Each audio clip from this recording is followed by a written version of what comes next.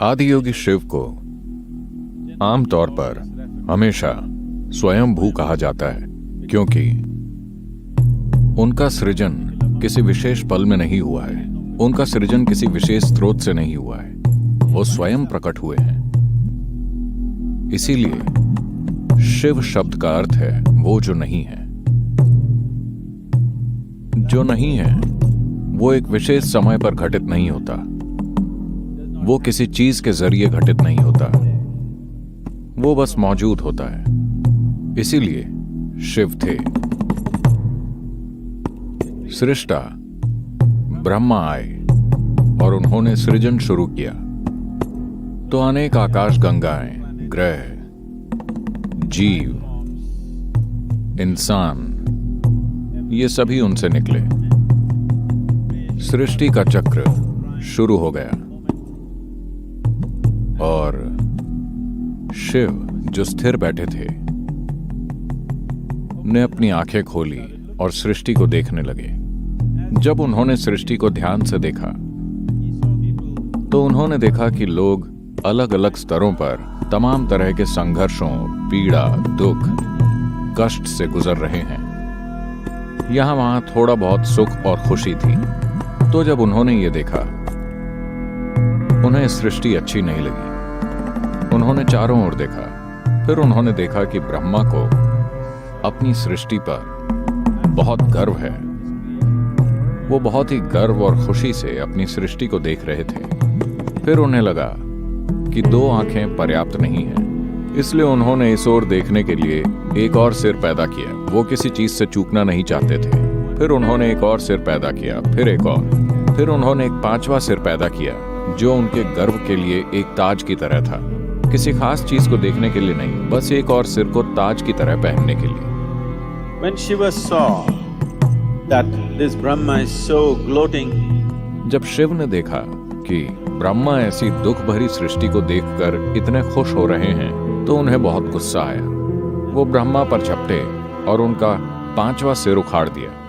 अब उनके पास सिर्फ चार हैं। ब्रह्मा पीड़ा से कराते हुए बोले, आप मेरे साथ ऐसा क्यों कर रहे हैं? तो शिव ने कहा, क्या आप अपनी बनाई सृष्टि को लेकर शर्मिंदा नहीं हैं?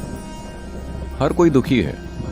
लोग तमाम तरह के संघर्षों से गुजर रहे हैं। लोग कई तरह के दुख, पीड़ा और कष्ट भोग रहे हैं। ब्रह्मा बोले, मैंने पीड़ा को नहीं बनाया है, न ही मैंने खुशी बनाई है, मैंने बस सृष्टि बनाई है।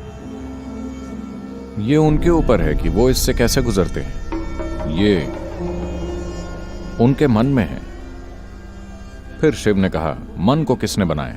वो भी आपने बनाया है। ब्रह्मा बोले, मन का अपना कोई गुण नहीं है, वो सिर्फ मौजूद है। लोग उसे खुशी में बदल सकते हैं या दुख में, लोग उसे कष्ट में बदल सकते हैं या परमानंद में, ये उनके ऊपर है। फिर शिव बैठकर बहुत ध्यान से सृष्टि को देखने लगे। उन्होंने हर जीव को ध्यानपूर्वक देखा और फिर अपने मन को जानना चाहा। इसलिए उन्होंने अपनी आंखें बंद कर ली और अपनी ही सृष्टि, अपने मन की प्रकृति को देखने लगे। और जब उन्हें आत्मज्ञान हुआ, जब उनका आत्मज्ञान एक विशेष संपूर्णता पर पहुंचा कि वास्तव में सृष्टि गुणहीन है, हर व्यक्ति जो चाहे वो बन सकता है, मन गुणहीन है। जब उन्होंने ये ज्ञान पा लिया तो वो इतने आनंद विभोर हो गए, इतने आनंद विभोर कि वो उछलने और नाचने लगे। he danced wildly out of his joy and ecstasy. वो खुशी और परमानंद से मदहोश होकर नाचने लगे। जब वो बेतहाशा पूरी भागीदारी के साथ नाच रहे थे, जब उनके शरीर की हर कोशिका अपने आप में एक नृत्य बन गई थी, तो अचानक उन्हें एहसास हुआ कि ये नृत्य भी जरूरी नहीं है।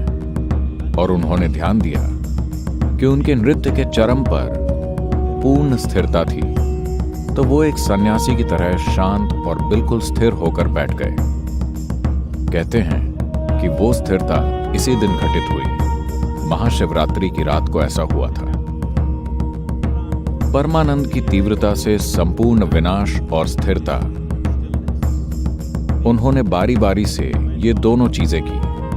आप इसी कल्पना चित्र को देखते हैं, कभी वो नृत्य करते हुए और उल्लासमय होते हैं, कभी बिल्कुल स्थिर जैसे किसी चीज का अस्तित्व ही नहीं है। जब हम शिव को विनाशकर्ता कहते हैं तो इसका मतलब दुनिया का विनाश नहीं है, इसका मतलब आपकी दुनिया का विनाश है।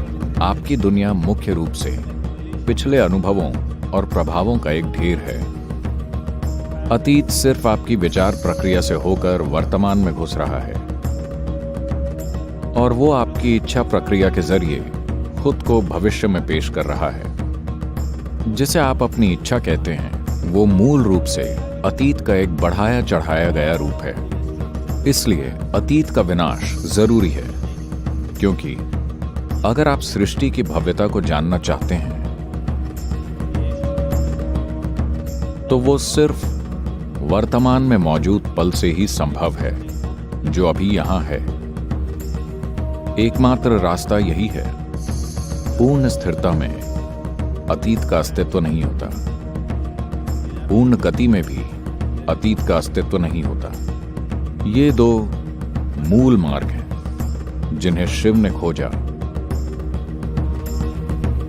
ताकि आप सृष्टि और सृष्टि के स्रोत तक पहुंच सकें।